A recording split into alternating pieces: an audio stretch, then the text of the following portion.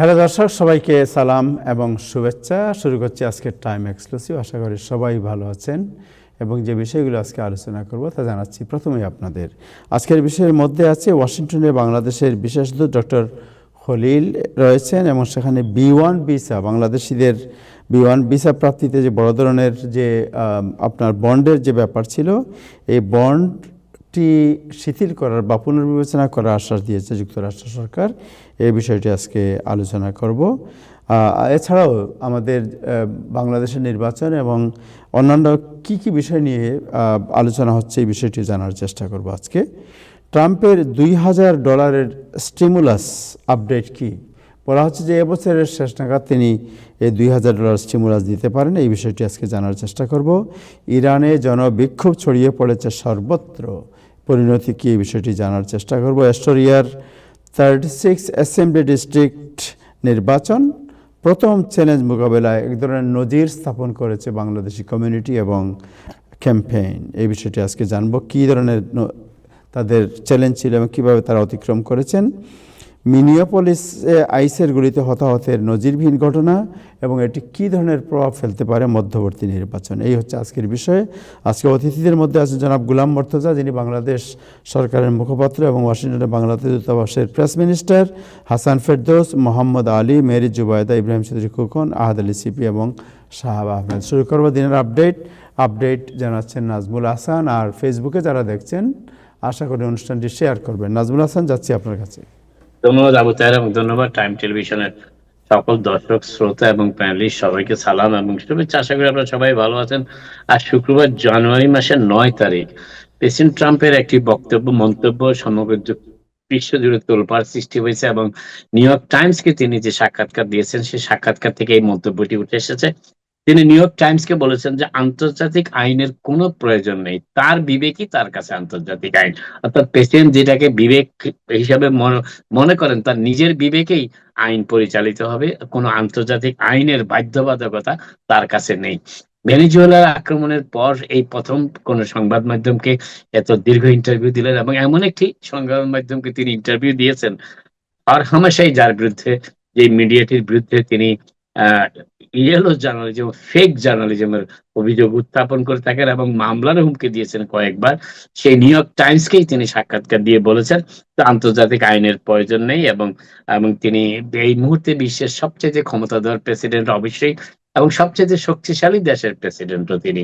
এবং এবং ইতিমধ্যেই অনেকে হয়তো ইতিমধ্যে জেনেছেন যে আন্তর্জাতিক যুক্তরাষ্ট্রের সাথে জাতিসংঘের সাথে সম্পর্কিত প্রায় 36টি সংগঠন সহ মোট 66টি আন্তর্জাতিক সংগঠন থেকে যুক্তরাষ্ট্র তাদের সদস্যপদ কিংবা সম্পৃক্ততা প্রত্যাহার করে নেবার ঘোষণা দিয়েছে ইতিমধ্যেই। এবং জার্মানির প্রেসিডেন্ট আজকে জানিয়েছেন যে প্রেসিডেন্ট যেভাবে অগ্রসর হচ্ছেন তাতে সমগ্র বিশ্ব ব্যবস্থায় ভেঙে পড়ার উপক্রম হয়েছে। এবং ডেনমার্কের প্রধানমন্ত্রী বলেছেন যদি যুক্তরাষ্ট্র ডেনমার্কে আক্রমণ চালায় তাহলে প্রথম গুলি যুক্তরাষ্ট্রের বিরুদ্ধে করা হবে, এর পরবর্তীতে কি হবে সেটা নিয়ে তারা খুব একটা ভাবনা চিন্তা করছেন না। এই হচ্ছে প্রেসিডেন্ট ট্রাম্পের সর্বশেষ যে মন্তব্য তিনি নিউ ইয়র্ক টাইমসের সাক্ষাৎকারে করেছেন, তার প্রতিক্রিয়া বিষয়টি আপনাদের জানিয়ে দিলাম।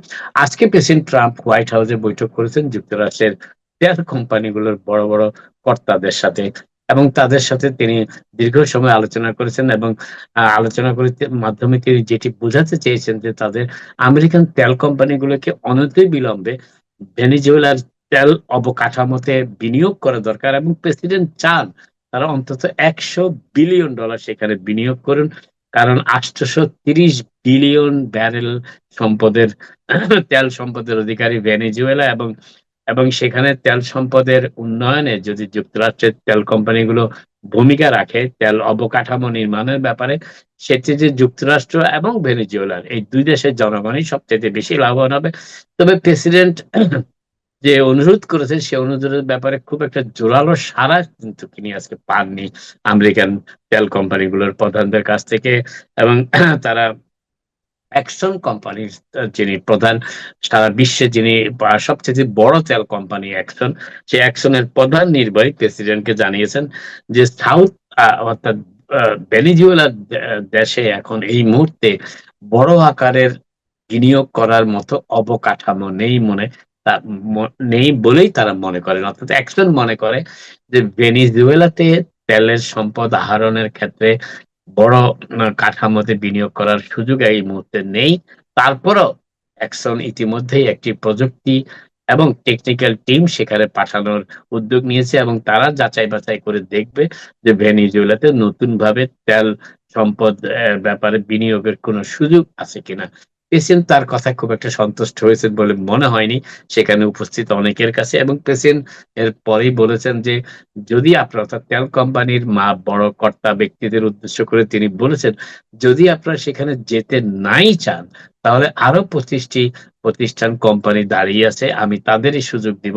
কারণ আমি চাই সেখান থেকে তেলের যে খনি, যে বিশ্বের সবচেয়ে বড় তেলের ভান্ডার যে দেশটিতে রয়েছে ভেনেজুয়েলা, গতকাল আমি আপনাদের জানিয়েছিলাম যে পৃথিবীর মধ্যে সবচেয়ে বেশি তেল সম্পদ হচ্ছে ভেনেজুয়েলা, সৌদি আরবের নয় কিন্তু ভেনেজুয়েলার, এবং সেই ভেনেজুয়েলা এখন সম্পূর্ণভাবেই যুক্তরাষ্ট্রের নিয়ন্ত্রণে। ভেনেজুয়েলার তেল সম্পদের বিষয়টি সম্পূর্ণভাবেই যুক্তরাষ্ট্রের নিয়ন্ত্রণে, এবং প্রেসিডেন্ট ট্রাম্প সেই উদ্দেশ্যেই যুক্তরাষ্ট্রের তেল কোম্পানির প্রধানদের আজকে ডেকেছিলেন এবং তিনি বলেছেন তারা প্রস্তুত। এবং এর পাশাপাশি প্রেসিডেন্ট ট্রাম্প আজকে আরো বলেছেন যে তিনি চান যে ভেনেজুয়েলা এবং যুক্তরাষ্ট্র সরকারের মধ্যে খুবই সৌহার্দ্যপূর্ণ পরিবেশে কাজকর্ম শুরু হয়েছে, চালু হয়েছে, এবং ইতিমধ্যেই সেখানকার তেল সম্পদ আহরণ এবং এটি তেল সম্পদে বিনিয়োগের ব্যাপারে যুক্তরাষ্ট্র প্রচন্ডভাবে আগ্রহী, এবং প্রেসিডেন্ট ট্রাম্প চান যুক্তরাষ্ট্রের কোম্পানিগুলো সেখানে তাদের ব্যবসায়িক সম্পর্কটাই পুনঃপ্রতিষ্ঠা করুক। এর পাশাপাশি তিনি আরো বলেছেন প্রেসিডেন্ট ট্রাম্প যে $4 বিলিয়ন মূল্যমানের তেল ভেনেজুয়েলা থেকে যুক্তরাষ্ট্র বাজার দরে ক্রয় করবে, সস্তা মূল্যে নয়, বাজার দরে ক্রয় করবে, এবং এই অর্থ ভেনেজুয়েলার উন্নতিতে, ভেনেজুয়েলার অর্থনীতিতে বিনিয়োগ করা হবে। প্রেসিডেন্ট ট্রাম্প আজকে সেটি সরাসরি জানিয়েছেন, এবং তিনি বলেছেন ইতিমধ্যেই যুক্তরাষ্ট্রে 50 মিলিয়ন ব্যারেল তেল যুক্তরাষ্ট্রে নিয়ে আসার ব্যাপারটি চূড়ান্ত করেছে ইতিমধ্যেই এনার্জি ডিপার্টমেন্ট, এবং সেটি মার্কেট প্রাইস, অর্থাৎ বাজার মূল্য হিসাবে ধরে সেটি আনা হবে। একমাত্র তেল কোম্পানি শেভরন, যুক্তরাষ্ট্রের মালিকানাধীন তেল কোম্পানি শেভরনই এখনো ভেনেজুয়েলাতে তাদের ব্যবসায়িক কর্মকাণ্ড চালিয়ে যাচ্ছে। এর পাশাপাশি এর আগে কনকো ফিলিপস এবং এক্সন মোবিল ভেনেজুয়েলা থেকে সরে আসে প্রায় ২০ বছর আগে, যখন তখনকার প্রেসিডেন্ট হুগো সাভেজ সেই ভেনেজুয়েলার তেল সম্পদকে জাতীয়করণ করেছিলেন। যুক্তরাষ্ট্রের লেবার সেক্রেটারি এবং প্রেসিডেন্ট ট্রাম্পের ক্যাবিনেট সদস্য লরি সাভেজ ডিরেমারের বিরুদ্ধে যৌন নিগ্রহের, তার অধস্তন কর্মচারীর প্রতি যৌন অসদাচার এবং যৌন নির্যাতনের অভিযোগ উঠেছে, এবং ইতিমধ্যেই ডিপার্টমেন্ট অফ লেবারের আভ্যন্তরীণ বিভাগ তদন্ত কাজ শুরু করেছে। আজকে এই ধরনের একটি বেশ আলোচিত সংবাদে ওয়াশিংটন ডিসিতে বেশ আলোচনা শুরু হয়েছে। এই লেবার সেক্রেটারি ৫৭ বছর বয়স্ক মহিলা, তিনি তার যে পদে তিনি আছেন যুক্তরাষ্ট্রের লেবার সেক্রেটারি, সেই পদের অপব্যবহার করে তিনি তার অধস্তন কর্মকারীর সাথে কর্ম অধস্তন কর্মকর্তার সাথে যৌন সম্পর্কে লিপ্ত হয়েছেন, এবং এই শুধু যৌন সম্পর্কই নয়, এটা ইনঅ্যাপ্রোপ্রিয়েট রিলেশনশিপ বলা হচ্ছে যদিও, এবং সেটি বলা হচ্ছে যে, এবং সেই ডকুমেন্ট যাচাই বাছাই করে এই খবরটি প্রথম প্রকাশ করেছে নিউ ইয়র্ক পোস্ট পত্রিকা। ৫৭ বছর বয়স্ক আহ, যে লেবার সেক্রেটারি, যে অন্তত ৩ বার সেই অধস্তন কর্মকর্তাকে তার ওয়াশিংটন ডিসির অ্যাপার্টমেন্টে স্বাগত জানিয়েছেন, এবং ২ বার তার হোটেল রুমে তার সাথে সময় কাটিয়েছেন।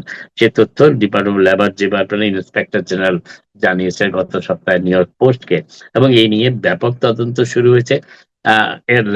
যুক্তরাষ্ট্রের প্রেসিডেন্ট ট্রাম্পের মন্ত্রিসভায় যোগ দেওয়ার আগে লিন্ডা সাভেজ অরিগনের কংগ্রেস সদস্য ছিলেন, ৫৭ বছর বয়স্ক মহিলা, এবং তার বিরুদ্ধে ভ্রমণ সংক্রান্ত জালিয়াতির অভিযোগ উত্থাপিত হয়েছে। একই সাথে তিনি তার নিজস্ব বিনোদন এবং পারিবারিক ভ্রমণের ব্যয় যুক্তরাষ্ট্রের করদাতাদের অর্থে উপর চালিয়ে দেওয়ার চেষ্টা করেছেন। তার চিফ অফ স্টাফ এবং ডেপুটি চিফ অফ স্টাফের মাধ্যমে বিভিন্ন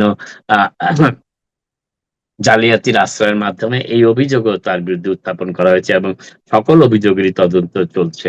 তবে এই ব্যাপারে প্রেসিডেন্ট ট্রাম্প কিংবা হোয়াইট হাউস থেকে এখনো কোনো মন্তব্য করা হয়নি, যদিও ইতিমধ্যেই নিউ ইয়র্ক টাইমস আর নিউ ইয়র্ক পোস্ট বিশাল একটি রিপোর্ট ছেপেছে লিন সাবেজের উপরে।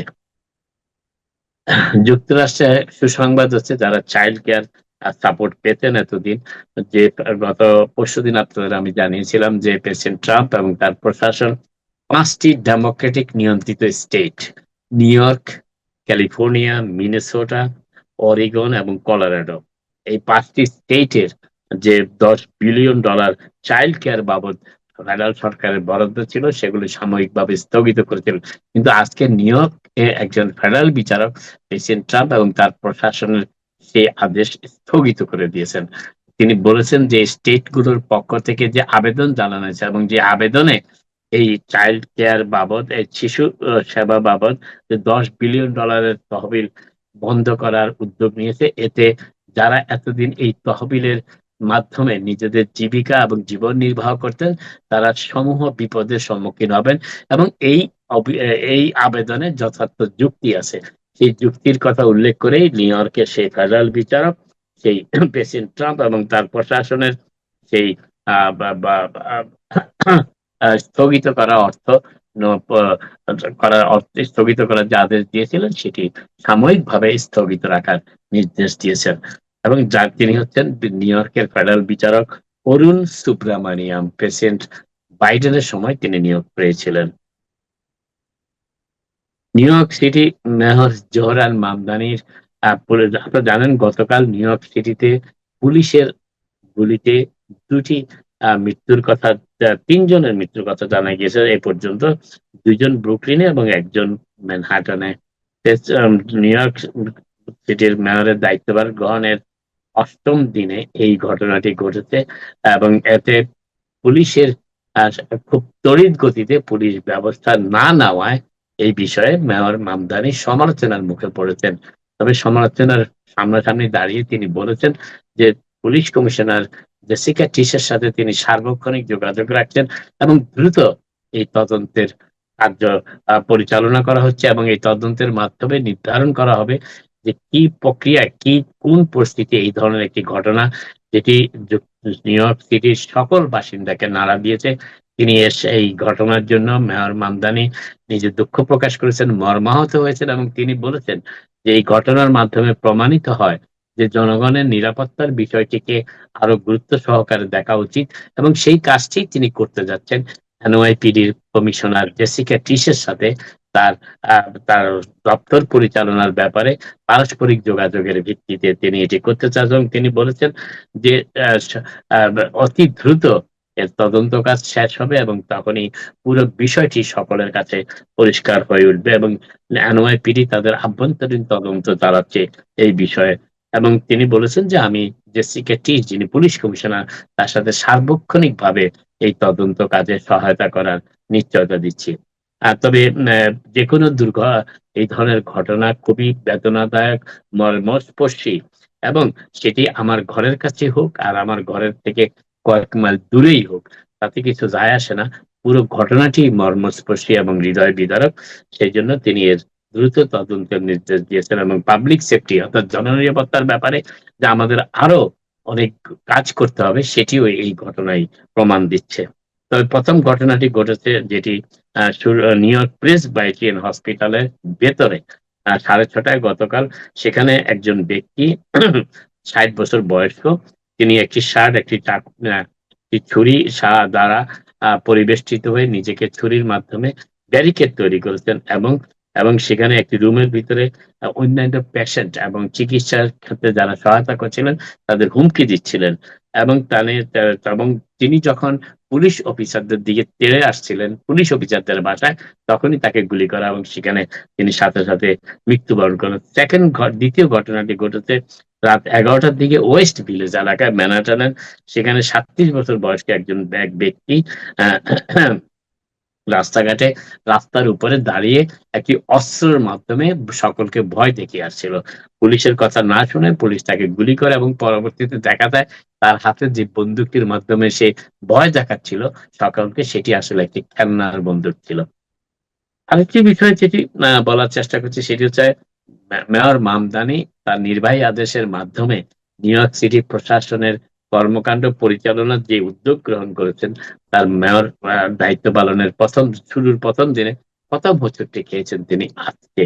একজন ফেডারেল বিচারক, যে নিউ ইয়র্ক সিটির একজন ল্যান্ডলর্ড, তার তার তার ভাই পিনাকল কোম্পানি তাদের ভবনগুলো প্রায় অনেকগুলো ভবন বিক্রি করার যে উদ্যোগ নিয়েছিল এবং যে উদ্যোগ বন্ধ করার কাজ শুরু করেছিলেন নির্বাহী আদেশের মাধ্যমে নিউ ইয়র্ক সিটির মেয়র জোহরান মামদানি, আজ বিচারক সেটি স্থগিত করে দিয়েছেন। মেয়রের সেই নির্বাহী আদেশকে স্থগিত ঘোষণা করেছেন এবং এতে এতে প্রায় রেন্ট স্টাবিলাইজড অ্যাপার্টমেন্ট গুলো, যেগুলো অনেকটাই বাসযোগ্য ছিল না বলে মেয়র জানিয়েছেন, কারণ শপথ গ্রহণের প্রথম দিনেই তিনি সেই পিনাকল কোম্পানি অ্যাপার্টমেন্ট গুলো দেখতে গিয়েছিলেন ব্রুকলিনে, এবং সেখানে এসে তিনি গুলোর বেশিরভাগই বসবাসের অযোগ্য।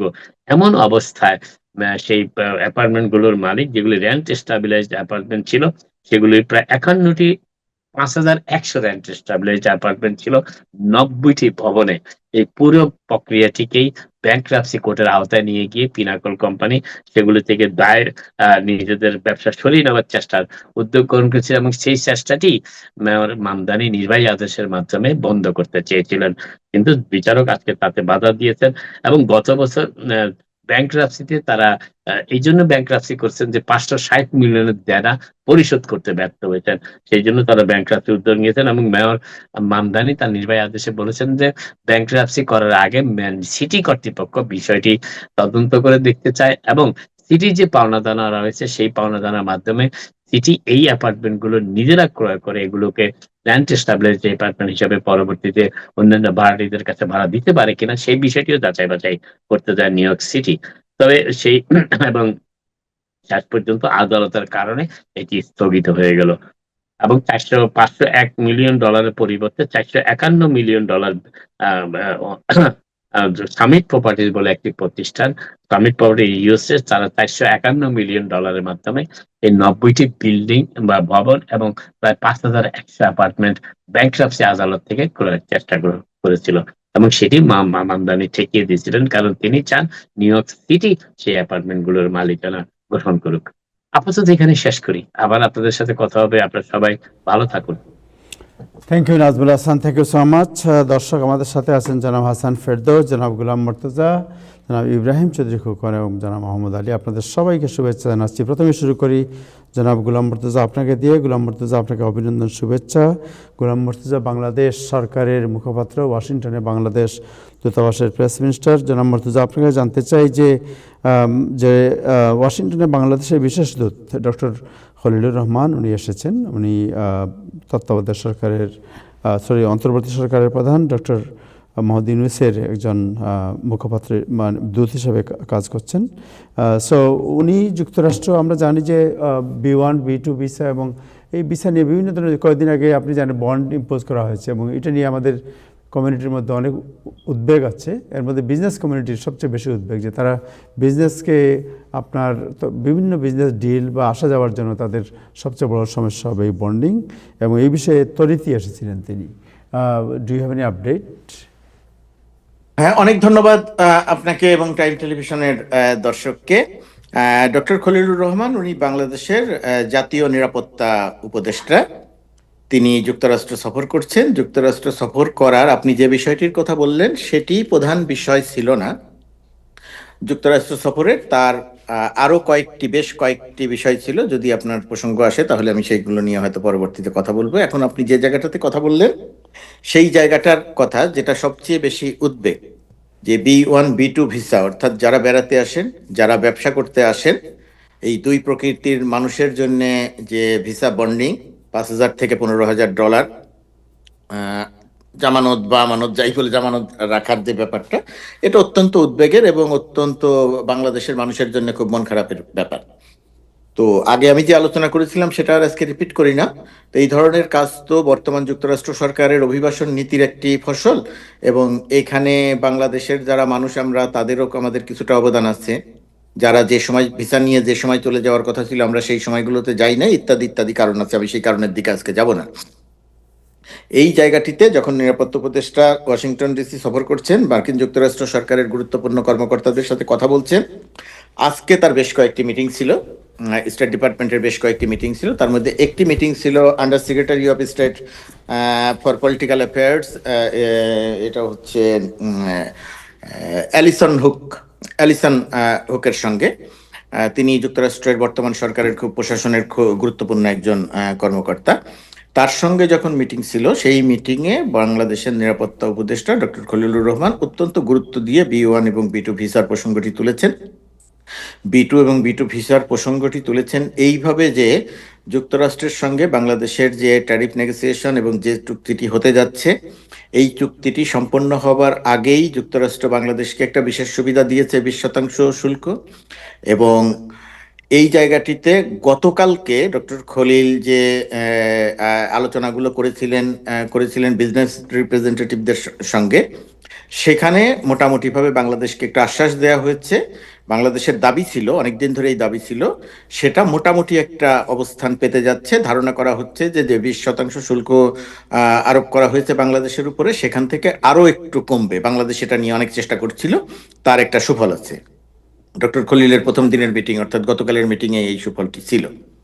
আর বাংলাদেশ আজকে যখন অ্যালিসন হুকের সঙ্গে কথা বলতে গেছে, তখন বাংলাদেশ বলেছে যে চুক্তি বা ট্যারিফ নেগোসিয়েশনের অন্যতম একটা অংশ ছিল যে বাংলাদেশের সঙ্গে যুক্তরাষ্ট্রের মানে যে বাণিজ্য ঘাটতিটা আছে, যে ডেফিসিটটা আছে, সেটা কমাতে হবে। বাংলাদেশ সেটাতে এগ্রি করেছে এবং যুক্তরাষ্ট্র থেকে অনেক জিনিস কিনতে এগ্রি করেছে, যেমন গম কিনতে, গম, সয়াবিন ইত্যাদি ইত্যাদি। তো বাংলাদেশ যেটা বলেছে যে আমরা ইতিমধ্যেই গম, সয়াবিন থেকে শুরু করে অনেক কিছু আমদানি বৃদ্ধি করেছি। ট্যারিফ নয়, বাণিজ্যের যে ঘাটতি আছে সেই ঘাটতিটা আমরা ইতিমধ্যেই কমাতে সক্ষম হয়েছে এবং সামনে আরো কমবে। অর্থাৎ বাংলাদেশের ব্যবসায়ীদের যুক্তরাষ্ট্রের আসা যাওয়ার পরিমাণ আগের চেয়ে অনেক বৃদ্ধি পাবে। সেরকম একটা সময়ে এখন যখন এই B1 B2 ভিসার অর্থাৎ ব্যবসায়ীদের আসার ক্ষেত্রে যে প্রতিবন্ধকতা তৈরি করা হলো ভিসা বন্ডিং এর মাধ্যমে, এটা যদি থাকে তাহলে বাংলাদেশের পক্ষে এটা ব্যবসায়ীদের জন্য এখান থেকে বেশি পণ্য কেনা, বাণিজ্য ঘাটতি কমানো খুবই কঠিন ব্যাপার। এই যুক্তিতে আজকে ডক্টর খলিলের সঙ্গে মিটিংয়ে অ্যালিসন হুক খুব পরিষ্কার করে বলেছেন, আমরা অবশ্যই এটা বিবেচনা করব, রিভিউ করব যে এই জায়গাটিতে আমাদের কি করার আছে। আমরা অবশ্যই চাই যে ব্যবসায়ীরা অবাধে এখানে যাতায়াত করুক, ব্যবসা করুক। বাংলাদেশ থেকে যেমন যুক্তরাষ্ট্রে রপ্তানি হবে, যুক্তরাষ্ট্র থেকে বাংলাদেশে আমদানি হবে, সেই ধারাটা তারা অব্যাহত রাখতে চান। এবং B1 অর্থাৎ ব্যবসায়ীদের জন্য যে ভিসা, সেই ভিসার ক্ষেত্রে খুবই ইতিবাচকভাবে তিনি সাড়া দিয়েছেন এবং আমরা ধারণা করছি যে এই জায়গাটিতে অল্প সময়ের মধ্যেই হয়তো একটা পজিটিভ সংবাদ আসবে। তবে এটা আমি বলে রাখতে চাই যে যুক্তরাষ্ট্র সরকার একটা সিদ্ধান্ত নেয় প্রক্রিয়া অনুসরণ করে, তো সেই সিদ্ধান্তটা যখন পরিবর্তনের ব্যাপার আসে, সেটাও একটা ঘটনাক্রমের মধ্য দিয়ে যেতে হয়। হুট করে একেবারে কালকেই চলে আসবে সেটা নয়। তবে আমরা ধারণা করছি যে ডক্টর খলিলের সঙ্গে যে মিটিং অর্থাৎ বাংলাদেশের নিরাপত্তা উপদেষ্টার সঙ্গে যে মিটিং এবং অ্যালিসন হুকের যে আশ্বাস, তার পরিপ্রেক্ষিতে বাংলাদেশ এই জায়গাটিতে একটি সুখবর পাবে ব্যবসায়ীরা। আর সাধারণ ভ্রমণকারীদের ক্ষেত্রে খুব সুখবর যে আমরা খুব দ্রুত পাবো, এখন পর্যন্ত আমাদের কাছে সেরকম কোনো সংবাদ নেই। Thank you so much. আর একটা প্রশ্ন অনেকের মধ্যে আছে যে যখন নির্বাচনের দ্বার প্রান্তে বাংলাদেশ, তখন নির্বাচনের নিরপেক্ষতা, তার লেভেল প্লেইং ফিল্ড, এইসব ব্যাপার নিয়ে কিছুটা প্রশ্ন আছে বিভিন্ন মহলে, এবং এই প্রশ্নের পরিপ্রেক্ষিতেই নিরাপত্তা উপদেষ্টা ওয়াশিংটনে তাকে আনা হয়েছে বিষয়টি বোঝার জন্য। Is it true or is there any dialogue? নিরাপত্তা উপদেষ্টাকে আনা হয়নি, নিরাপত্তা উপদেষ্টা এসেছেন মূলত যে কাজটির কারণে এসেছেন সেটি হচ্ছে এই ট্যারিফ নেগোসিয়েশনের অংশ হিসাবে বাংলাদেশের সঙ্গে যুক্তরাষ্ট্রের যে চুক্তিটি হতে যাচ্ছে প্রায় সম্পন্ন, অল্প সময়ের মধ্যে এই চুক্তিটি সম্পন্ন হবে, স্বাক্ষর হবে। সেই চুক্তিটি একেবারে শেষ সময়ে এসে বাংলাদেশ যে ভেতরে ভেতরে দাবি করে যাচ্ছিল, আলোচনা করে যাচ্ছিল যে তোমরা আমাদের উপরে 20% শুল্ক আরোপ করেছো, আমরা এই জায়গাটিতে আরো ছাড় চাই। মৌখিকভাবে আমাদেরকে আশ্বাস দেয়া হচ্ছিল, যে বাংলাদেশ আশ্বাস দেয়া হচ্ছিল যে এটা আমরা বিবেচনা করব। সেই জায়গাটা যেহেতু এখন চুক্তি স্বাক্ষর হয়ে যাবে, এবং এই ট্যারিফ নেগোসিয়েশনের অন্যতম গুরুত্বপূর্ণ ব্যক্তিত্ব হচ্ছেন ডক্টর খলিলুর রহমান, জাতীয় নিরাপত্তা উপদেষ্টা। জি জাতীয় নিরাপত্তা উপদেষ্টা আবার ট্যারিফ নেগোসিয়েশনের সঙ্গে সম্পৃক্ত হওয়া নিয়েও প্রশ্ন উঠেছিল যে তিনি জাতীয় নিরাপত্তা উপদেষ্টা, তিনি কেন বাণিজ্য সংক্রান্ত আলোচনার মধ্যে? এর কারণটা হচ্ছে এই ট্যারিফ নেগোসিয়েশনের সঙ্গে জাতীয় নিরাপত্তা ইস্যুটা যুক্ত করেছে যুক্তরাষ্ট্র, সেই কারণেই জাতীয় নিরাপত্তা উপদেষ্টা। এবং আমাদের ডক্টর খলিলুর রহমান মূলত এসেছেন দুটি কারণে। এক নম্বর কারণ, এই ট্যারিফের জায়গাটিতে বাংলাদেশ যাতে আরেকটু ছাড় পায় সেই জায়গা, এবং সেই আলোচনাটা ফলপ্রসূ হয়েছে। বাংলাদেশকে আশ্বাস দেওয়া হয়েছে আরো একটু কমানো হবে। কত শতাংশ কমাবে সেটা বলেনি, কিন্তু যতটুকুই কমাক, এখন যে 20% আছে তার চেয়ে আরেকটু কমে চুক্তিটি স্বাক্ষরিত হবে, এবং এই সরকারের সময় এই চুক্তিটি স্বাক্ষরিত হবে, এক নম্বর। আর দুই নম্বর, বাংলাদেশের নির্বাচন নিয়ে যুক্তরাষ্ট্র সরকারের আগ্রহ আছে। সেই আগ্রহটা হচ্ছে যুক্তরাষ্ট্র চায় বাংলাদেশে অবাধ, নিরপেক্ষ, সুষ্ঠু, গ্রহণযোগ্য একটি নির্বাচন সম্পন্ন হোক। সেই জায়গাটিতে বাংলাদেশের জাতীয় নিরাপত্তা উপদেষ্টা এসেছেন। তিনি পল কাপুর, অ্যালিসন হুক থেকে শুরু করে আরো অনেকের সঙ্গে মিটিং করেছেন, কথা বলেছেন, এবং তাদের সবাইকেই এই বিষয়টি বলেছেন যে সরকার নিরপেক্ষ অবস্থানে থেকে একটি সুষ্ঠু, গ্রহণযোগ্য নির্বাচন করার জন্য সকল রকমের প্রস্তুতি সম্পন্ন করেছে, এবং ফেব্রুয়ারির 12 তারিখে নির্বাচনটি সম্পন্ন হবে। এবং যুক্তরাষ্ট্রের পক্ষ থেকে বলা হয়েছে, আমরা বাংলাদেশের অন্তর্বর্তীকালীন সরকারের যে উদ্যোগ, যে কার্যক্রম, যে নির্বাচন, সবকিছুকে সর্বতোভাবে সাহায্য এবং সহযোগিতা করি, যা বাংলাদেশের জায়গা থেকে করা দরকার আমরা সেটা করব। এর বাইরে রাজনীতিতে নির্বাচন নিয়ে বা কোনো কিছু নিয়ে কোনো চাপ বা ডেকে আনা বা এই কেন্দ্রিক কোনো ব্যাপার নাই। কোন দল নির্বাচনে অংশ নিল, কোন দল নিল না বা নিতে পারলো না বা নিতে দেয়া হলো না, এই কেন্দ্রিক কোনো জায়গায় যুক্তরাষ্ট্র নাই। তারা সামান্য একবারের জন্যও সেই সমস্ত কোনো বিষয় আলোচনা করেন নাই। বাংলাদেশের নিরাপত্তা উপদেষ্টা পরিষ্কার করে বলেছেন বাংলাদেশের উদ্যোগগুলোর কথা, তারা শুনেছেন এবং সহায়তা করতে চেয়েছেন। এবং নতুন যে রাষ্ট্রদূত আজকে যার শপথ হয়েছে, জি তিনিও বলেছেন যে তিনিও বলেছেন যে বাংলাদেশকে সর্বতোভাবে, তিনি অল্প সময়ের মধ্যেই যাবেন, 2-1 দিনের মধ্যেই যাবেন, আগামী 2-3 দিনের মধ্যেই হয়তো যাবেন বাংলাদেশে। তো তিনিও বলেছেন যে বাংলাদেশকে সহায়তা করার মানসিকতা নিয়ে এবং দুই দেশের সম্পর্ক উন্নয়নের মানসিকতা নিয়েই তিনি ঢাকায় যাচ্ছেন। Thank you so much. অনেক গুরুত্বপূর্ণ তথ্য জানো। আমরা ফলো আপ করবো যে বাংলাদেশের নির্বাচন এবং বিদেশি যে হাসান ভাই কিছু বলছেন নাকি? হ্যাঁ, আমি একটা দুটো প্রশ্ন করি মুর্তজাকে, please. G G, go head. দুটো প্রশ্ন জনাব মুর্তজা। এক হচ্ছে যে আপনি বলছেন আমাদের ট্যারিফ কমানো হবে এমন প্রতিশ্রুতি পেয়েছেন, এটাকে আপনি কনফার্ম করতে পারছেন না? এটা স্পেকুলেশন, এক। আর 2 নম্বর, ডক্টর খলিল আমাদের জাতীয় নিরাপত্তা উপদেষ্টা মন্ত্রী পর্যায়ের, দেখতে পাচ্ছি ডক্টর খলিল মিট করছেন যারা সবাই পরজোর অ্যাসিস্ট্যান্ট সেক্রেটারি অফ স্টেট। তিনি কি যুক্তরাষ্ট্রের জাতীয় নিরাপত্তা উপদেষ্টার বা ফরেন মিনিস্টারের সঙ্গে যোগাযোগ করার কোনো সম্ভাবনা আছে? মানে আমাদের লেভেলটা কি ওই পর্যন্তই, নাকি মার্কিন যুক্তরাষ্ট্র আমাদেরকে সমান মর্যাদা দিচ্ছে? দেখেন, আপনার প্রশ্নটা খুব গুরুত্বপূর্ণ হাসান ভাই। আপনি বহু বছর ধরে এখানে আছেন, এই জায়গাটিতে আপনিও জানেন, আমরাও জানি, আমার চেয়ে আপনি ভালো জানেন যে আমরা আসলে কোন পর্যায় পর্যন্ত যোগাযোগ করতে পারি এবং কোন পর্যায় পর্যন্ত যোগাযোগটা রাখতে পারি। সেটা আমাদের এই জায়গাটিতে একটা সীমাবদ্ধতা আছে। কিন্তু আমরা যেহেতু আমাদের নিজের স্বার্থগত জায়গা নিয়ে কি বলে আলোচনা করার জন্য এসেছি, সুবিধার জন্য এসেছি, সেই কারণে যার সঙ্গে আলোচনা করলে আমরা সেই সুবিধাটা পাবো সেই জায়গাটাতেই আমরা থাকার চেষ্টা করেছি। বিশেষ করে গতকালকে আপনার ট্রেড রিপ্রেজেন্টেটিভ, ওনার পুরো নামটা আমি এই মুহূর্তে ভুলে গেলাম, Jamieson Greer, trade representative Jamieson Greer, এটা সম্ভবত মন্ত্রী পদমর্যাদার, আমি ঠিক, আপনি আমার চেয়ে ভালো বলতে পারবেন হাসান ভাই। তার সঙ্গে আমাদের জাতীয় নিরাপত্তা উপদেষ্টার একটা মিটিং হয়েছে, খুবই ফলপ্রসূ একটি মিটিং হয়েছে, একান্ত মিটিং হয়েছে দুইজনের।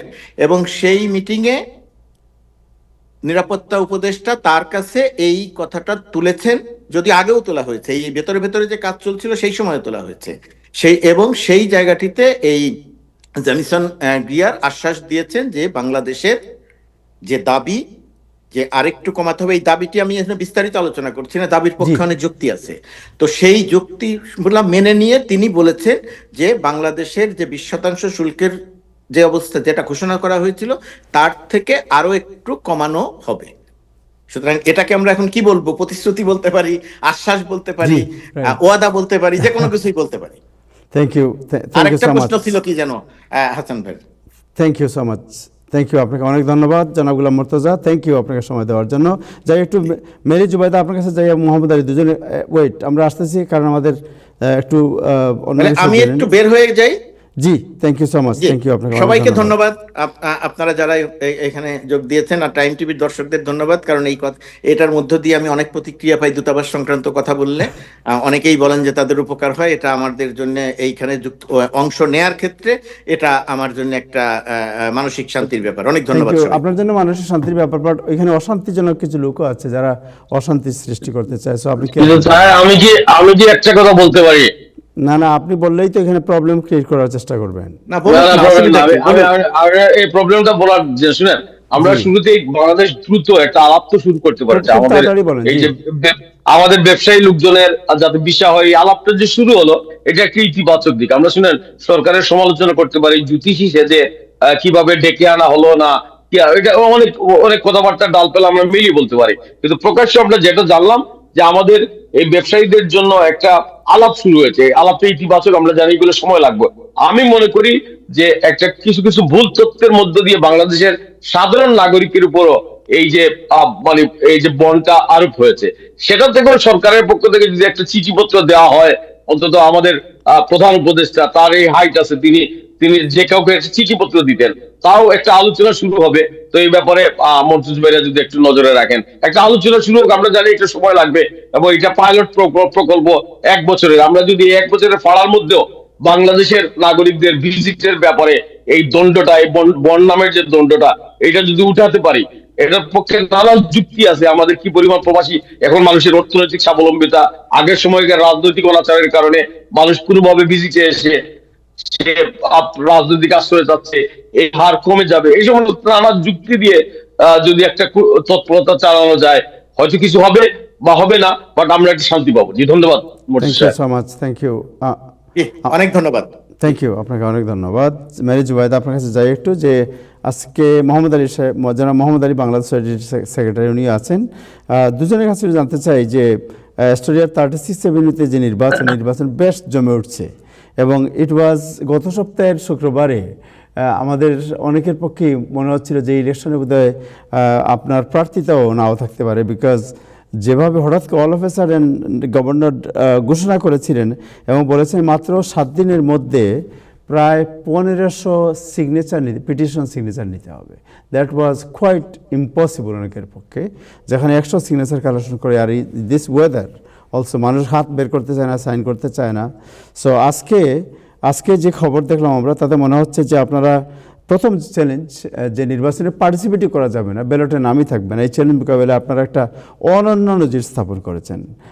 মেরি জুবাইদা, আপনার কাছে প্রথমে জানতে চাই হাউ ইউ এইটাকে এই চ্যালেঞ্জ মোকাবেলা করলেন কীভাবে, এবং মোহাম্মদ আলী সাহেব এটার সাথে ইনভলভ ছিলেন, পরেও তার কাছ থেকে জানবো যে হোয়াট ইজ নেক্সট। আপনাকে অনেক ধন্যবাদ। আমি টাইম টেলিভিশনের সমস্ত দর্শক শ্রোতাদেরকেও নতুন বছরের শুভেচ্ছা জানাচ্ছি এবং কৃতজ্ঞতা জানাচ্ছি। আমি সবচেয়ে বেশি যে কথাটা বলতে চাই, যে সমস্ত পরীক্ষা আসে, এক একটা পরীক্ষা মানুষকে শক্ত করতে শেখায়। আপনারা জানেন যে প্রাইমারি স্কুলের চেয়ে হাই স্কুল কঠিন, হাই স্কুলের চেয়ে কলেজ কঠিন, সেখান থেকে যারা মাস্টার্স করেন, যারা পিএইচডি করেন, তারা হয়তো আরো কঠিন সময়ের মধ্যে দিয়ে যায়। তো প্রতিটা কঠিন আসে আমাদেরকে আরো শক্ত করার জন্য।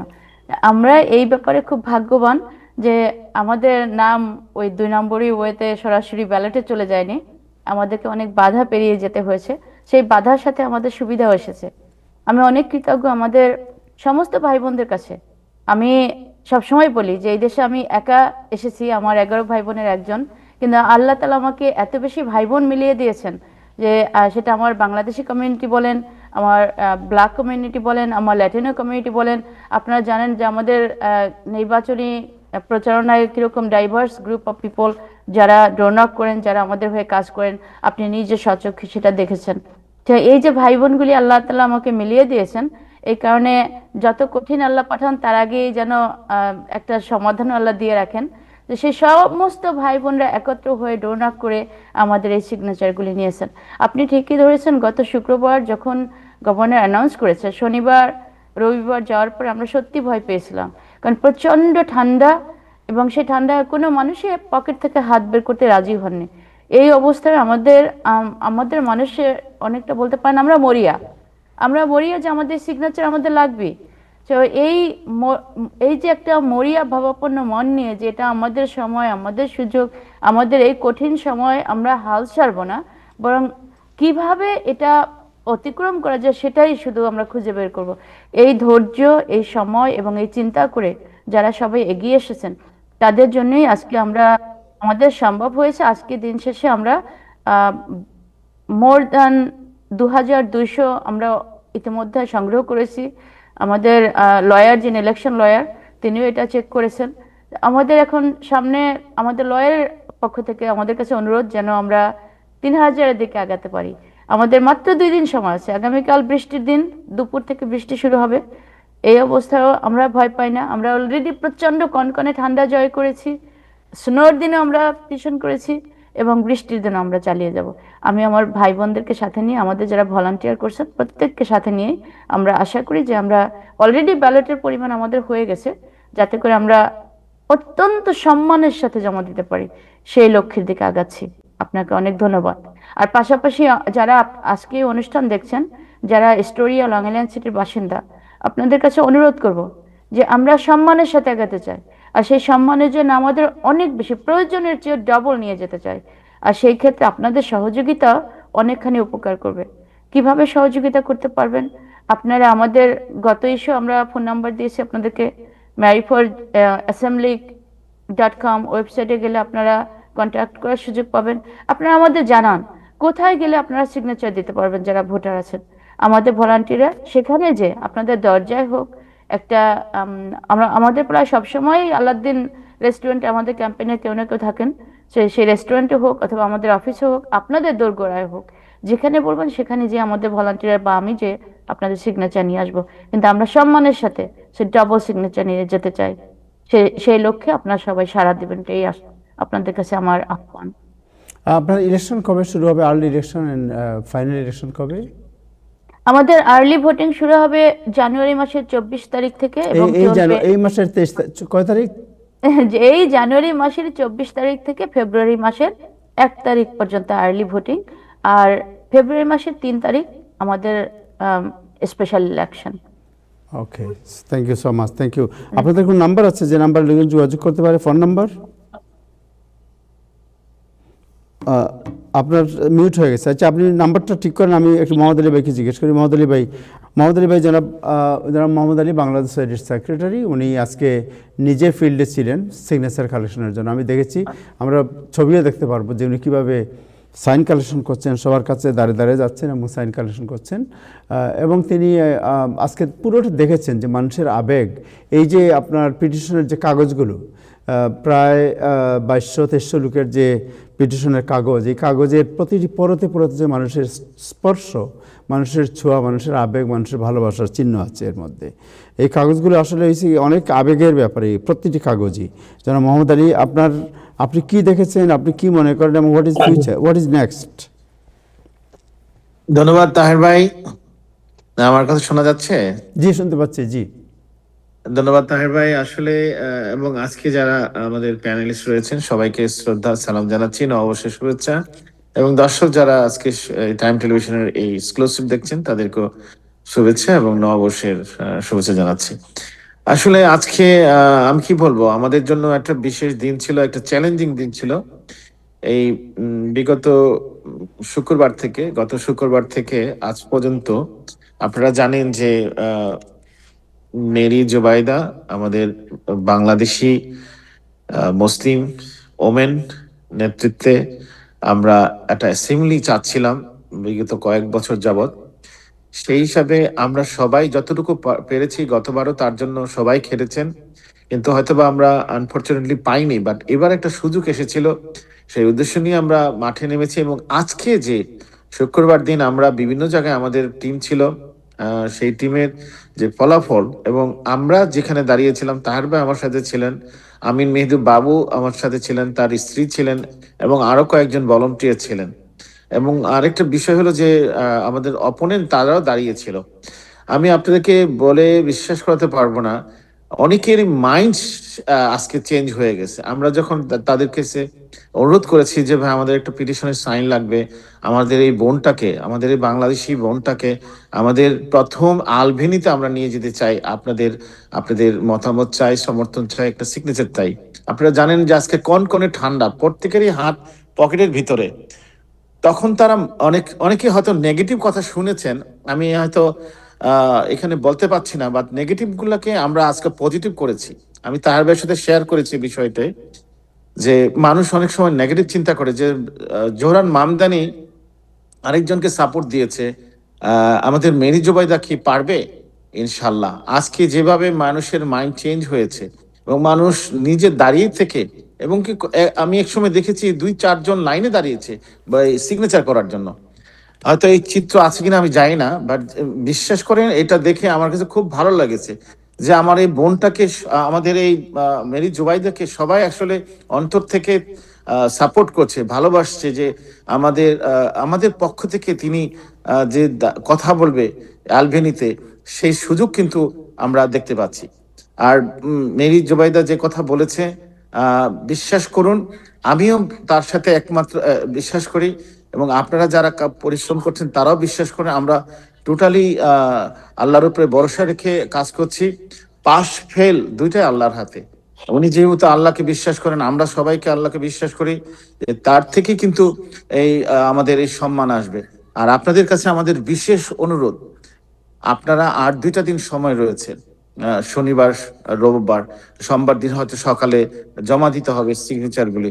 আমরা যদি আর 700 না প্রায় 800 মতো সিগনেচার রয়েছে, এটা যদি আমরা চেষ্টা করি আমরা পেয়ে যাব। আমাদের 1500 দরকার ছিল, আমরা 2200-তে গিয়েছি, এবং এটা আপনাদেরই সহযোগিতায় হয়েছে। এবং আপনারা যদি আরেকটু কষ্ট করেন, আরেকটু সহযোগিতা করেন, আমরা কিন্তু 3000-এ পৌঁছে যাব। এবং ইনশাল্লাহ আগামী 24শে জানুয়ারি যে আর্লি ভোট রয়েছে, সে আর্লি ভোটও আপনারা এগিয়ে আসবেন। এবং ফাইনাল যেদিন স্পেশাল ইলেকশন রয়েছে ফেব্রুয়ারির 3 তারিখে, সেখানেও আপনারা আসবেন। একটি ভোট কিন্তু অত্যন্ত মূল্যবান। আপনি মনে করবেন যে একটি ভোট না দিলে কি হবে, না সেটা না, একটি ভোট মনে করবেন যে 2টি ভোটের সমান। আর এখানে জানেন যে অপোনেন্ট গুলি অনেক শক্তিশালী, করার জন্য আমরা যদি সবাই নামি, ইনশাল্লাহ আমরা বিট করতে পারবো। আপনারা সবাইকে আবার অনুরোধ করছি, মেরি জুবেদা আমাদের বোন, আমাদের ভাবি, আমাদের মা, আমাদেরই একজন, তাকে আপনারা সহযোগিতা করুন, সাপোর্ট করুন সব দিক থেকে। ধন্যবাদ ভাই। Thank you so much, thank you জনাব মোহাম্মদ আলী আপনাকে, থ্যাংক ইউ মেরি জুবাইদা আপনাকে অনেক ধন্যবাদ। সো আমরা দেখি ফলো আপ করবো এরপরে। আমি একটা প্রশ্ন করি, তাহলে আমি একটা প্রশ্ন করি জি জি প্লিজ। আমাদের ভাই, আপনারা কাকে টার্গেট করছেন সিগনেচার নেবার জন্য? শুধু বাংলাদেশি না ওয়াইডার কমিউনিটি, এবং রেশিওটা কি পর্যন্ত? মেরি বলবেন, মেরি বলতে পারবেন? আমি একটু বলে দেই, তারপরে ভাবি জি, বলুক। জি। আমি এই কথা আসলে বলতে চেয়েছিলাম, আমি সময়ের সাথে সাথে কথা বলতে যে অনেক সময় অনেক তথ্য দেওয়া যায় না। তো সেখানে আমরা যখন দাঁড়িয়েছি, সেটা আপনারা জানেন যে সেটা একটা মিক্স, সব ধরনের কমিউনিটির লোকজনই সে মসজিদে আসে। সেখানে পাকিস্তানি ছিল, অ্যারাবিক ছিল, এবং অন্যান্য গায়ানিক ছিল, ইন্ডিয়ান মুসলমান ছিল। তারা দেখলাম স্বতঃস্ফূর্তভাবে মেরি জুবাইদাকে সাইন করার জন্য সেখানে তারা অনেকে লাইনে দাঁড়িয়েছে। 2-4 জন সেখানে ছিলেন। এবং আমরা দেখতে পাচ্ছি যে স্প্যানিশ, আমরা এরপরে আসছি, আমরা আলাউদ্দিন যেখানে 36-এ সেখানে আসছি, সেখানে আমরা অন্যান্য স্প্যানিশ কমিউনিটি, ল্যাটিনো কমিউনিটি, এরাও সিগনেচার করেছে। আমি মনে করি যে শুধু তিনি বাংলাদেশিদের ক্যান্ডিডেট, তিনি কিন্তু ইতিমধ্যেই সকল কমিউনিটির মানুষের সাপোর্ট পেয়েছে এবং সিগনেচারগুলি পেয়েছে। আপনারা দেখতে পাবেন সিগনেচারগুলি, যদি এখানে কয়েকটা দেখায় হাতে দেখতে পাবেন, নামগুলি ভিন্ন ভিন্ন মানুষের, ভিন্ন কমিউনিটির। Thank you. Thank you Mary, add করবেন কিছু? অ্যাড করেন কুইক। জি। আমি আমি জানি না হাসান ফেরদৌস ভাই কোন উদ্দেশ্যে নিয়ে প্রশ্নটি করেছেন। আমি আনঅ্যাপোলজেটিক্যালি এবং অত্যন্ত গর্বিত বাংলাদেশী, এবং আমি মুসলিম, আমি হিজাবি, এই নিয়ে আমার কোনো দ্বিধা নেই। তবে আমার কমিউনিটি যারা, আমার কমিউনিটিতে যারা আমার নেইবার, যাদের রিপ্রেজেন্টেটিভ হওয়ার জন্য আমি নির্বাচন করছি, সেটা আমার কমিউনিটিতে সবাই আছেন, যেমন বাংলাদেশি আছেন তেমনি আমাদের কালো আছে, সাদা আছে, আমাদের ল্যাঙ্গুয়েজ বেস বাঙালি আছে, স্প্যানিশ আছে, সব সব ভাষাভাষী, সব ধর্মের। এবং আমাদের এই স্টোরিয়া কিন্তু অলমোস্ট লাইক 150টি ভাষার মতো এখানে মানুষের কথা বলে। তো এই প্রশ্নটি যদি আপনার এই উদ্দেশ্য হয় যে কিরকম মানুষরা, আপনারা জানতে চান যে কিরকম মানুষরা আমাকে সমর্থন করে, এই মুহূর্তে আমাদের সবচেয়ে বড় সমর্থক হচ্ছে গিয়ে আমাদের কালো মানুষরা। এটা বলতে পারেন অনেকটা যে আমাদের বাঙালি কালোদের মুভমেন্ট, এই বাংলাদেশিয়ান ব্ল্যাক মুভমেন্ট বলতে পারেন, যেটা আমাদের, এবং আমার ভাষা এটা হচ্ছে কি আমাদের এক্সক্লুডেড পিপলদের মুভমেন্ট।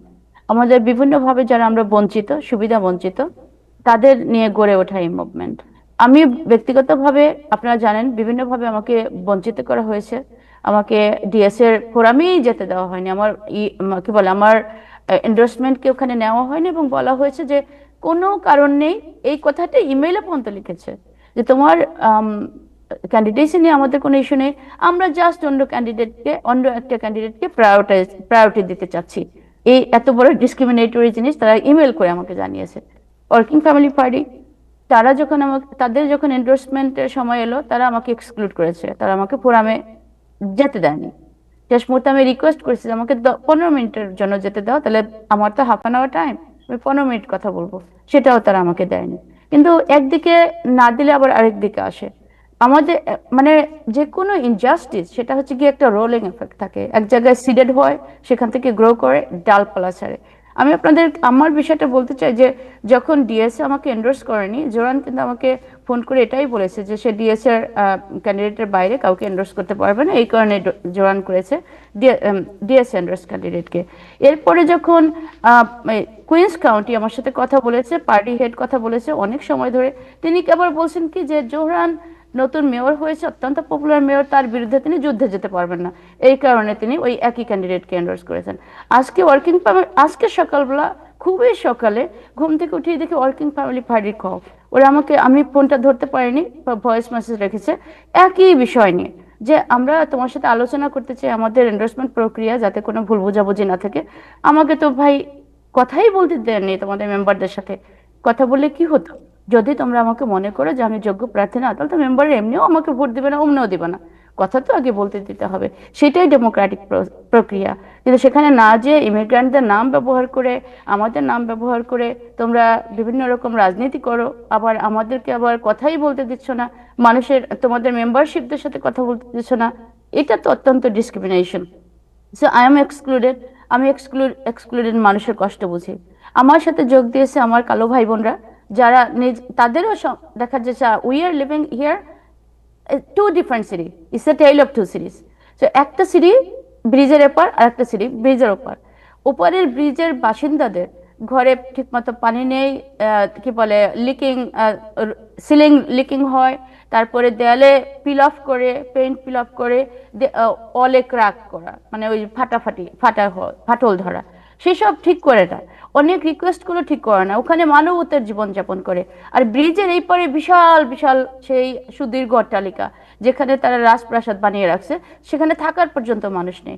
যখন মানুষ হাউজিং ক্রাইসিসে ভুগতেছে, মানুষ ঘরের জন্য মানে হন্যে হয়ে ঘর খুঁজতেছে, তখন ওসব ঘরের এত বেশি ভাড়া যে ওখানে কোনো মানুষ থাকে না, এই লাক্সারি অ্যাপার্টমেন্টগুলিতে একদম খালি বাসা পড়ে থাকে। তো এইরকম একটা সিটিতে এই যে বঞ্চিত মানুষদের একটা কষ্ট, সেই কষ্টকে যোগ করে আমাদের এই মুভমেন্ট, বঞ্চিত মানুষদের মুভমেন্ট, এই মুভমেন্টে যেমন বাংলাদেশি আছি আমরা, আমাদের মুসলিমরা আছে, তাদের এক ধরনের বঞ্চনা বা এক ধরনের কষ্ট নিয়ে, অথবা এক ধরনের আশাকে সামনে নিয়ে, একই সাথে আমাদের কালো ভাই বোনরা আছে, তাদের এই বঞ্চনার তারা এক ধরনের জবাব দেওয়ার জন্য। আমাদের এই 2200 সিগনেচারের মধ্যে আমাদের 1500-এর উপর সিগনেচার শুধু আসছে কেবলমাত্র আমাদের কালো ভাই বোনদের কাছ থেকে। Good. Thank you so much, thank you. আমার মনে হয় যে ক্রস দ্য আইল এটা আছে, এশিয়ান আছে, স্প্যানিশ আছে, সাদাও আছে, কালো আছে, so everybody is signature is there and it is a movement. So যেটা উনি বলছেন যে ইয়েস, যে আপনার মুভমেন্ট যখন আপনি করবেন তখন প্রায়োরিটি ঠিক করতে হবে যে what would be the priority of my movement. এবং আমার মনে হয় যে এই মুভমেন্টের প্রায়োরিটি এইটা হওয়ার কারণে এটা একটু মানে গতি পেয়েছে যে যারা বঞ্চিত মানুষ, এই বঞ্চিত মানুষের পক্ষে আসলেই কথা বলার কেউ নেই। যদি আপনি অ্যাস্টোরিয়ার এই জৌলুস এবং জৌলুসের পাশেই আপনি সাধারণ মানুষের জীবন দেখেন, তাহলে তখন বুঝতে পারবেন যে তাদের আসলেই তাদের কথা শোনার মতো বা তাদের দেখার মতো লোক নাই এই অবস্থা। তারা খুব প্রকাশ করেছে যারা ইলেকশনে করতে চায় তারা ইলেকশনের সময় একদিন বা 2 দিন তাদের দেখা যায়, তারপর ইলেকশনে পাশ করার পর আর একবারও তাদেরকে পাওয়া যায় না তাদের ফোনে, তারা কেউ ফোন ধরে না, তাদেরকে কোনোভাবেই ইলেকশন শেষ না হওয়ার পর আর কোনোদিন তাদেরকে দেখা যায় না। আপনি ঠিকই ধরেছেন, এবং এই কারণেই তারা প্রচন্ড ক্ষিপ্ত ট্র্যাডিশনাল পলিটিশিয়ানদের কাছ থেকে। এখন যেমন ধরেন আপনি যদি আমাদের এই হাউজিং এরিয়াগুলিতে যান, প্রথমে জিজ্ঞাসা করে তুমি কোথায় থাকো, কতদিন ছিলা, এই প্রশ্ন আগে করতো না। এবং কেউ কেউ এতটাই ত্যক্ত বিরক্ত, তারা বলে যে it doesn't matter K run করে, আমরা এই পলিটিক্স বিষয়ে কথা বলতে চাই না, শুনতেই চাই না। তো এই আমার স্বপ্ন আছে যদি আল্লাহ তাআলা আমাদেরকে নির্বাচিত করে আনেন, তাহলে এই পরিস্থিতির পরিবর্তন করা। Thank Asha you. করি যে মানুষের বিশ্বাস এবং আস্থা আবারও রাজনীতিতে ফিরিয়ে আনতে পারবো, এই লক্ষ্যেই কাজ করে যাচ্ছি। Thank you so much, thank you, আপনাকে অনেক ধন্যবাদ। থ্যাংক ইউ মোহাম্মদ আলী ভাই, আপনাকে অনেক ধন্যবাদ। মোহাম্মদ আলী ভাই, আমরা আমার মনে হয় কালকে আবার এটা আপডেট করব, কারণ আজকে আমাদের সময় অলরেডি আমরা are behind of the schedule.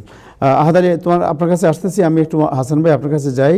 Hasan ভাই, আমি জানতে চাই যে আপনি জানেন যে মিনেসোটাতে কী ঘটেছে, যে আইস কর্তৃক একজন নারীকে আপনার গুলি করে হত্যা করা হয়েছে, এবং এটা যেভাবে গুলি করা হয়েছে আসলে এটা গুলি করার কোনো প্রয়োজন ছিল না।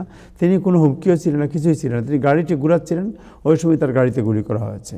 এবং সামনে মধ্যবর্তী নির্বাচন, মধ্যবর্তী নির্বাচন এবং এই যে আইসের যে অভিযান, এবং আজকেও দুজনকে আইস আপনার আহত করেছে। What is the implication? Taher, আপনি লক্ষ্য করে দেখবেন যে মিনিয়াপোলিসের ঘটনার পরে সারা দেশ জুড়ে কিন্তু বিক্ষোভ হচ্ছে। এই ঘটনার দুটো জিনিস আছে। নিহত হয়েছেন কিন্তু একজন সাদা মহিলা। নর্মালি একজন কালো মানুষ নিহত হলে, একজন বাদামি মানুষ নিহত হলে কিন্তু এতটা প্রতিক্রিয়া হয় না। আমেরিকান মেইন স্ট্রিম পত্রিকা, আজকে আমি আজকে সিএনএন দেখছিলাম। সিএনএন আমাদেরকে ফ্রেম বাই ফ্রেম দেখাচ্ছে যে এই কয়েক সেকেন্ডের মধ্যে আসলে কি ঘটেছে। এই একই ফ্রেম বাই ফ্রেম ডাইসেকশন কিন্তু আমরা কখনো এরিক গার্নারের ক্ষেত্রে পাইনি, অধিকাংশ কালো মানুষের বা বাদো মানুষের ক্ষেত্রে পাইনি। মরি কিন্তু আমরাই। ফলে একটা বড় একটা ব্যতিক্রম ঘটলো, সাদা একজন মানুষ নিহত হলো আমেরিকান পুলিশের সামরিক সৈন্যের হাতে। বড় একটা ডিপার্চার। 2 নম্বর, এর ওভারঅল প্রতিক্রিয়া। একটা হচ্ছে সরকারের, রাষ্ট্রের প্রতিক্রিয়া। রাষ্ট্র কি বলছে? রাষ্ট্র বলছে যে এ একটা ডোমেস্টিক টেররিস্ট। একজন মা, একজন কবি, সে ইজ এ পোয়েটেস, যে কখনোই কোনো ডোমেস্টিক কনফ্লিক্টের সঙ্গে জড়িত না, কোনো প্রমাণ নেই তার মধ্যে, তাকে ঢালাওভাবে ডোমেস্টিক টেররিস্ট বলা হচ্ছে। এবং ক্লিয়ারলি আজকে যেটা বলা হয়েছে হোয়াইট হাউস থেকে, যারা শেয়ার করবে না ইনফরমেশন উইথ দ্য স্টেট এবং সিটি বলছে আমরাও ইনভেস্টিগেট করব, কিন্তু ফেডারেল গভর্নমেন্ট শেয়ার করবে না। অদ্ভুত একটা ব্যাপার। এটা আমাদের কমন প্রবলেম, আমার শহরের প্রবলেম, তুমি কেন করবে না? আগে সবসময় করা হয়েছে। তার মানে তারা একটা কিছু লুকাচ্ছে। কি লুকাচ্ছে? আমাদের কাছে সত্যটা লুকাচ্ছে। আর সত্যটা কি আমরা দেখতেই পাচ্ছি। আজকে আমরা দেখেছি যে পুলিশের গুলিতে মারা গেছে, তার তোলা ভিডিও ক্যামেরায়, সেলফোন থেকে তোলা ছবি দেখতে পাচ্ছি আমরা। কি মহিলা তার স্টিয়ারিং হুইল ঘোরাচ্ছেন, তিনি চলে যাচ্ছেন, এবং লোকটি এক পাশে, সামনে নয় কিন্তু। যে ডিফেন্স সাহেব কি বলেছেন, যে তার গাড়ি তাকে সরাসরি আক্রমণ করতে হামলা করতে যাচ্ছিল, তা তো নয়, উনি এক পাশে আছেন, আমরা দেখতে পাচ্ছি আমরা। ফলে এই যে সমান তালে সবাই মিথ্যে কথা বলছে, তার ফলে কিন্তু এই বয়ানের ক্রেডিবিলিটি সম্পূর্ণ নষ্ট হয়ে যাচ্ছে। আমি আবারও বলি যে আমরা এই অনুষ্ঠান একবারে বলেছি, আমরা আইসের যদি কোন যৌক্তিক কারণ থাকে হামলার, অবৈধ ক্রিমিনালকে তারা গ্রেফতার করছে, তার বিরুদ্ধে আমরা নই। কিন্তু শহরের মাঝখানে এসে শান্তিপূর্ণ মানুষের উপরে এইভাবে নগ্নভাবে হামলা করা হবে, এটা কিন্তু খুব একটা ভালো ফল বয়ে আনবে না। আমি তার প্রমাণ দিই আপনাকে। আপনি বললেন মধ্যবর্তী নির্বাচন।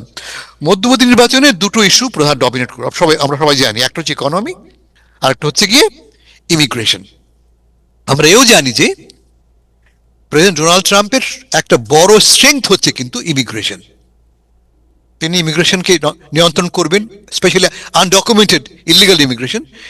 সে কমিটমেন্ট নিয়ে এসছেন এবং আমেরিকার মানুষ তাকে ওয়েলকাম করেছে। তিনি ক্ষমতায় এসছেন কিন্তু তার এই কমিটমেন্টের ভিত্তিতে। আজকে আমরা কি পাচ্ছি তার অ্যাপ্রুভাল রেটিং? আমি সর্বশেষ যে এগ্রিগেট অ্যাপ্রুভাল রেটিং আমি দেখতে পাচ্ছি তার এরকম। ইকোনমিতে তার মিসম্যানেজমেন্টের কারণে এই মুহূর্তে অ্যাপ্রুভাল পরে হচ্ছে 31 থেকে 33% মানুষ অ্যাপ্রুভ করছে। মানে দেশের 67% মানুষ মনে করছে যে আমেরিকার ইকোনমি আমার উপকারে আসছে না। Approve economy.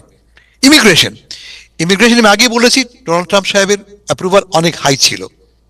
এক সময় এটা প্রায় 55% ছিল, এখন সেটা গ্রেড নেমে এসছে 38 থেকে 45। 38 থেকে 45 তার সমর্থন নেমে এসছে, মানে আন্ডার দ্য ওয়াটার। এটাও কিন্তু নেগেটিভ, 5, 10, 12% নেগেটিভ। এই দুই ইস্যু নিয়ে তিনি যাবেন নির্বাচনে। তার সঙ্গে এখন যুক্ত হচ্ছে আমাদের ফরেন ইনভেশন, গ্রিনল্যান্ড, ভেনেজুয়েলা। সেটা ভিন্ন প্রসঙ্গ, আমি আজকে নিয়ে কথা বললাম না। কিন্তু এই সবই কি প্রমাণ করছে যে প্রেসিডেন্ট ট্রাম্পের উইনিং যে পয়েন্টগুলি ছিল, শেষ কথা বলি, প্রেসিডেন্ট ট্রাম্প আমাদের কি বলেছিলেন? আমেরিকা ফার্স্ট, তাই তো? America first. রাইট। ভেনেজুয়েলা আক্রমণটা কি আমেরিকা ফার্স্ট? অথবা গ্রিনল্যান্ড দখল করা, আজকেও তিনি বলেছেন আমরা যেভাবেই হোক, ভালো পথে হোক বা বাঁকা পথে হোক, আমি গ্রিনল্যান্ড চাই। এটা কি আমেরিকা ফার্স্ট? মার্জারি টেলর গ্রিন স্পষ্ট করে বলেছে এটা তো আমেরিকা ফার্স্ট হতে পারে না। এই যে আমরা অবরোধ করে আছি ভেনেজুয়েলা, কি পরিমাণ অর্থ ব্যয় হচ্ছে এর পেছনে। লার্জেস্ট আর্মাডা, সাম্প্রতিক সময়ের সব বেশি সংখ্যক যুদ্ধ জাহাজ মোতায়েন করেছি আমরা। আজ থেকে না, সেপ্টেম্বর থেকে লক্ষ লক্ষ টাকা খরচ হচ্ছে, যেখানে আমাদের দেশের ভেতরে আমরা অর্থনৈতিক সংকটের মধ্যে আছি। ফলে এটা আমেরিকার ফার্স্ট নয় কিন্তু। এবং শেষ কথা বলছি আমি, আমেরিকার মানুষ কিভাবে দেখছে জিনিসটাকে। 36% মানুষ মনে করছে যে মাদুরোকে গ্রেফতার করা ঠিক হয়েছে। মাদুরো একটা খারাপ লোক, ড্রাগ ডিলার, শাসক, সে একনায়ক, গণতন্ত্রের হত্যাকারী, ফাইন, তাকে তুমি গ্রেফতার করে নিয়ে এসছো। 36% লোক মনে করছে যে ইটস ফাইন। 39% লোক বলছে, 39% লোক বলছে কাজটা ঠিক হয়নি। কেমন? এখন ইন্টারেস্টিংলি তাকে গ্রেফতার করার পর আমরা কি বলছি, আমরা কি চাই? আমরা আগে বলতাম মাদক, এখন বলছি যে আমরা তেল চাই। We will run the country. 94% American বলছে এই কাজটা ঠিক হবে না। 94% আমেরিকান, মানে কারা? Republican, Democrat, independent.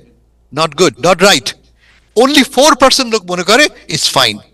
ফলে যদি এই অঙ্কটা মাথায় রাখি আমরা, আগামী মধ্যবর্তী নির্বাচনে কিন্তু এটা প্রভাব পড়বে। Thank you so much. Thank you জনাব হাসান ফেরদৌস, আপনাকে অনেক ধন্যবাদ। আহাদ আলী সিপিএ, আপনার কাছে যাচ্ছি যে প্রেসিডেন্ট ট্রাম্প বলেছিলেন যে $2,000 স্টিমুলাস উনি সবাইকে দেবেন, যারা শিশুদেরকে, খুব সম্ভবত। জিনিসটা আমার ক্লিয়ার না, বাট আপনি সিপিএ, আপনি জানেন। অ্যান্ড আজকের বিভিন্ন কাগজে রিপোর্ট বেরিয়েছে যে এবছরের শেষ দিকে এই $2,000 তিনি দিতে পারেন। So what is the latest? Thank you Taher ভাই। হ্যাঁ, ডেফিনেটলি এইগুলা স্টিমুলাস নিয়ে কথাবার্তা চলতেছে ট্রাম্প অফিসে আসার পর থেকে, কিন্তু আমরা এগুলা বাস্তবায়ন হইতে দেখি না এখনো, বা দেখার সম্ভাবনা কতটুক পসিবল সেটা একটু আপনাদেরকে আজকে আমি একটু ডিটেলস দিব।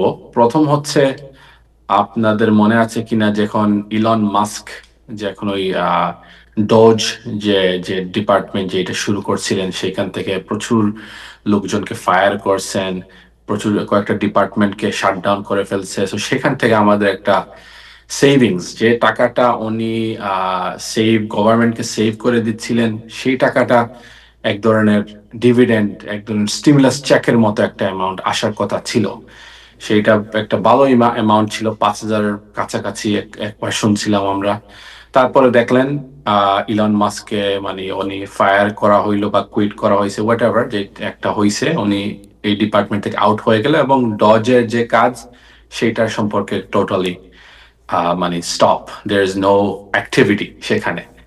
সো এই আর জানেন আপনারা যে ডোনাল্ড ট্রাম্প যার সাথে কাজ করে এক সময় ভালো, কিন্তু এন্ডিংটা কখনো ভালো হয় না। সো সেই একই ঘটনা ঘটেছে ইলন মাস্কের সাথে, এবং সেই স্টিমুলাস চেক যেটা আসার কথা ছিল, ডজ ডিভিডেন্ড চেক যেটা বলছিল, সো সেইটা এখন zero for us basically. So now এখন এই যে ট্যারিফটা শুরু করেছে ডোনাল্ড ট্রাম্প, সেই ট্যারিফের এখন কথাবার্তা চলতেছে, ট্যারিফ রিবেট চেক, ট্যারিফের যে টাকাটা কালেক্ট করা হচ্ছে সেইটা একটা রিবেট চেকের মতো দেওয়া হবে US working families, not everyone. Basically Donald Trump বলছে যে 600 বিলিয়নের মতো ট্যারিফ কালেক্ট করা হয়েছে, কিন্তু গভর্নমেন্ট অফিসরা আরো কম বলতেছে। For example, the border protection, they are saying about 200 billion. Arekta estimate আসছে 300 billion. So the 600 billion hasn't been collected. এটা একটা dispute চলছে। যাই হোক, ডোনাল্ড ট্রাম্প বলতেছে যে প্রথম বলছিল middle of the year there would be a $2,000 stimulus. However, now এখন বলা হচ্ছে যে end of the year. কিন্তু এই যে ট্যারিফটা নিয়ে, ওভারঅল ট্যারিফটা নিয়ে এখন কোর্টে কিছু লড়াই চলতেছে সুপ্রিম কোর্টে কোনো ডিসিশন নেয় নাই, but very soon supreme court একটা ডিসিশন নিবে যে এই ট্যারিফটা লিগ্যাল কিনা। প্রথমত যদি সুপ্রিম কোর্ট এটা পেয়ে যায় যে এটা ইলিগ্যাল, তার মানে এই ট্যারিফ যত টাকা কালেক্ট করা হয়েছে মেবি ডোনাল্ড ট্রাম্প সেগুলো রিফান্ড দিতে হবে সব বিজনেসদেরকে। আর সেই ক্ষেত্রে রিফান্ড দিলে তো আর স্টিমুলাসের কোনো বিষয় এখানে আসেই না, কমপ্লিটলি জিরো। বাট সেই একটা বিষয় আছে। আর দ্বিতীয় আছে টাইম লাইনটা চেঞ্জ হচ্ছে, মিডল অফ দ্য ইয়ার ছিল, এখন এন্ড অফ দ্য ইয়ার চলে গেছে, and we don't know. তারপরে কংগ্রেসের একটা মেইন বিষয় হচ্ছে কংগ্রেসের অ্যাপ্রুভাল লাগবে এখানে। এটা যে ডোনাল্ড ট্রাম্প বলে দিলে যে হয়ে যাবে, Congress needs to approve this explicitly. যেমন প্যান্ডেমিকের সময় যে স্টিমুলাস গুলো দেওয়া হয়েছে কংগ্রেস অ্যাপ্রুভ করেছে, সেই কংগ্রেশনাল অ্যাপ্রুভালটা লাগবে। এবং এই মিড টার্মে কি হয় না হয় সেটার একটা বিষয় আছে। মেবি রিপাবলিকানস আরো যদি সিট লুজ করে তাহলে ডেমোক্রেট এইটা অ্যালাউ করবে কিনা, বা এই টাকাটা আছে কিনা, আসলে এটাই মূল বিষয়, যে টাকাটা আছে কিনা, কোথা থেকে আসতেছে। So overall uncertain. So overall এই ঘটনাটা আপনারা দেখতেছেন, ট্রাম্প আসার পর থেকে there's been একটা কথা বলা হচ্ছে, আরেকটা হচ্ছে। So we don't know, but I mean hopefully একটা এই ট্যারিফ থেকে যদি আসলে টাকা সেভিংস হয়ে থাকে, এই যে ডজ ডিপার্টমেন্ট থেকে কিছু টাকা যদি এসে থাকে, ডেফিনেটলি আমেরিকান ট্যাক্স পেয়ারদের কাছে এটা যাওয়া উচিত। কেন এই ট্যারিফ আসার পরে জিনিসপত্রের দামও একটু বাড়তেছে, বিকজ এক ধরনের ট্যাক্স, ট্যারিফ ইজ এক ধরনের ট্যাক্স। সো সবার household grocery cost is up, all types of expense is up. So we hope there's a tariff stimulus check, but it's unlikely at this point. But definitely আপনাদেরকে continuously update করব, এবং এই supreme কোর্টের যে tariff নিয়ে যে মামলাটা চলছে সেইটারও একটা বিগ ডিল, এবং সেইটার news is going to affect all of this. So inshallah, I'll provide more updates. Thank you so much. Thank you আদালি সিপি আপনাকে। No দর্শক, problem. আদালি সিপিএ, ওনার সিপিএ ফার্ম আছে, এবং আগামী শুক্রবারে উনি আরেকটি অফিস ব্রঙ্কসে উদ্বোধন করতে যাচ্ছেন। সো আপনাদের কোনো সহযোগিতা প্রয়োজন হলে আদালি সিপিএ সহযোগিতা নিতে পারেন। থ্যাংক ইউ হাসান ভাই, আপনাকে অনেক ধন্যবাদ, কৃতজ্ঞতা। দর্শক, আজকে এ পর্যন্তই, আগামীকাল আবার দেখা হবে। সবাই ভালো থাকবেন। খুদা হাফিজ।